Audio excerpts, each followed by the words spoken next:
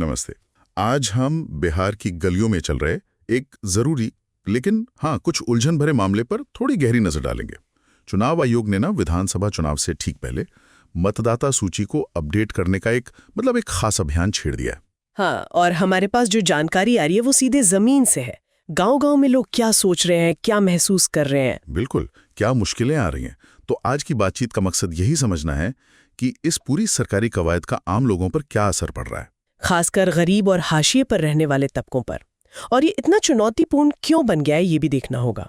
हाँ सोचिए जरा, आपके पास आधार कार्ड है, शायद वोटर आईडी भी हो, लेकिन फिर भी वोट डालने के अधिकार के लिए आपको कुछ और कुछ अलग सा साबित करना पड़े। यही हो रहा है बिहार में आजकल। कई लोगों के लिए यही सच्चाई बन गई है। चलिए इसे थोड़ा खोलकर समझते हैं।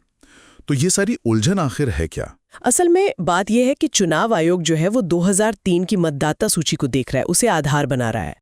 अब जिनका नाम उस पुरानी लिस्ट में नहीं था, समझ लीजिए जिनकी उम्र आज 40 साल से कम है या जो बाद में उस इलाके में आके बसे, ठीक है, उन्हें अपनी नागरिकता साबित करने के लिए क्या कहते हैं 11 खास दस्तावेजों की एक लिस्ट है, उनमें से कोई एक दिखाना होगा। 11 दस्तावेज। और मजे की बात यह है कि आधार कार्ड, वोटर कार्ड या मनरेगा जॉब कार्ड, हाँ, जो ज्यादातर लोगों के पास होते हैं, वही इन 11 में शामिल नहीं है। बिल्कुल, यही सबसे चौंकाने वाली बात है। जैसे कल्याण बीघा गांव के मेघन मांझी हैं, मजदूर हैं, उनके पास यही 3 सरकारी कागज हैं। और अब उन्हें कुछ और ढूंढना पड़ रहा है। हाँ, लिस्ट में बने रहने के लिए कुछ और जुगाड़ करना पड़ रहा है उन्हें। और ये सिर्फ नए वोटरों की बात नहीं है जैसा आपने कहा। नहीं, यही तो खास बात है। अगर आप 2003 की लिस्ट में नहीं थे तो भले ही आप आज एक रजिस्टर्ड वोटर हो, फिर भी सबूत देना होगा। जी हाँ, फिर से नागरिकता का सबूत देना होगा। और इसी वजह से बिहार के गाँव में, चाहे वो मुख्यमंत्री नीतीश कुमार का इलाका नालंदा हो या लालू प्रसाद यादव का राघोपुर, हाँ, हर जगह लोगों में एक बेचैनी सी है। खास तौर पर अनुसूचित जाति, अति पिछड़ा वर्ग यानी ईबीसी और जो दिहाड़ी मजदूरी करते हैं, अच्छा, उन पर ज्यादा असर है। उन पर दबाव है कि फौरन निवास या जाति प्रमाण पत्र बनवाएं। और हम सब जानते हैं कि ये बनवाना उनके लिए कितना टेढ़ा काम हो सकता है, आसान नहीं होता।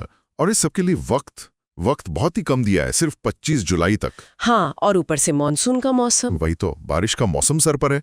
अब सोचिए 7 करोड़ 8 करोड़ से ज्यादा वोटरों तक पहुंचना है। हाँ, उनसे फॉर्म भरवाना है, दस्तावेज जमा करने हैं और फिर ये सारा डेटा ऑनलाइन चढ़ाना है। बहुत बड़ा काम है। कल्याण बीघा की जो बूथ लेवल ऑफिसर हैं पिंकी कुमारी, हाँ, उनके जैसे लोग सचमुच दिन रात लगे हुए हैं। हाँ, सुना है, लोगों के घर घर जा रहे हैं, फॉर्म भरवा रहे हैं। अनपढ़ लोगों के अंगूठे लगवा रहे हैं। जो लोग बाहर काम करने गए हैं उन्हें फोन पर समझा रहे हैं। मेहनत तो कर रहे हैं, लेकिन वो खुद मानती हैं कि बहुत से लोगों के पास वो मांगे गए दस्तावेज हैं ही नहीं। और एक और बड़ी समस्या है जानकारी का अभाव।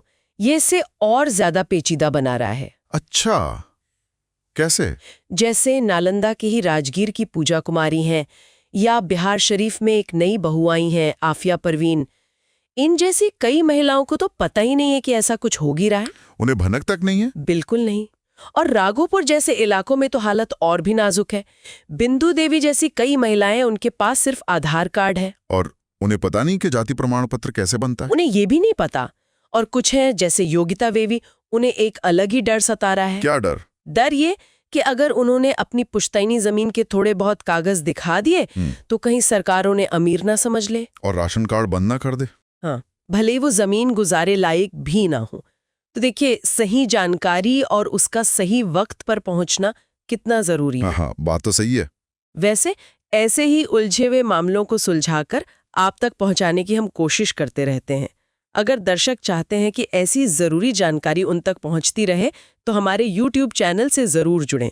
हाँ, और वो जो घंटी होती है ना, नोटिफिकेशन वाली, उसे भी दबा दें ताकि कोई जरूरी बात छूट ना जाए। बिल्कुल। तो ये डर और जानकारी की कमी वाला जो पहलू है, ये वाकई सोचने पे मजबूर करता है।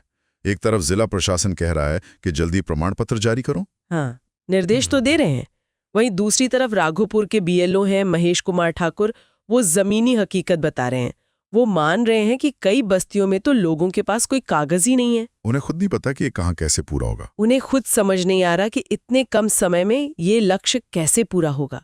तो जाहिर है विपक्ष जैसे RJD है, हाँ, वो तो उसे साजिश बताएगा ही। वो इसे सीधे सीधे कह रहा है कि ये गरीबों और उनके वोटरों को लिस्ट से हटाने की साजिश है। और दिलचस्प बात यह भी है कि सत्ताधारी पार्टी यानी JDU, उन्होंने अपने कार्यकर्ताओं से कहा है कि लोगों की मदद करें। अच्छा, मदद करने को कहा है। हाँ, लेकिन उन्हीं के कुछ कार्यकर्ता जैसे कल्याण बीघा के राजकिशोर हैं, वो दबी जुबान में मान रहे हैं कि ये फैसला अचानक आया है। मतलब वो भी मान रहे हैं कि जल्दबाजी है। हाँ, कि इतने कम समय में से ठीक से लागू करना मुमकिन नहीं है। कह रहे हैं कम से कम 6 महीने का वक्त तो मिलना ही चाहिए था। 6 महीने। तो ये पूरी स्थिति जो है ना, एक बुनियादी सवाल खड़ा करती है।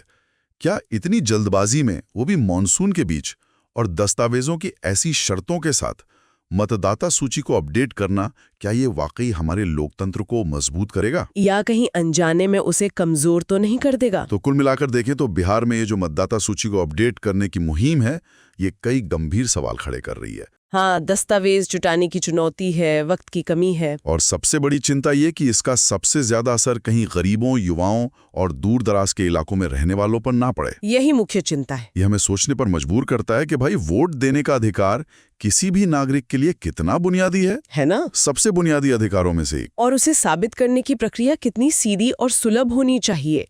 क्या आज के डिजिटल युग में जब आधार जैसे पहचान पत्र लगभग हर भारतीय के पास है, हाँ, जो लगभग हर जगह इस्तेमाल होता है, उन्हें नागरिकता या वोट देने के अधिकार के पुख्ता प्रमाण के तौर पर काफी नहीं माना जाना चाहिए? इस पर विचार जरूर कीजिएगा। नमस्ते। अरे हाँ, जाते जाते एक छोटा सा मजाक सुनिए। एक आदमी बीएलओ के पास गया और बोला, साहब मेरा नाम लिस्ट में डाल दो। अच्छा। बीएलओ ने पूछा, कोई सबूत है कि तुम यहीं के हो? आदमी झल्लाकर बोला, अरे भाई साहब, पिछले 5 चुनाव से यहीं वोट डाल रहा हूं, अब क्या लिख कर दूं कि मैं यहीं रहता हूं?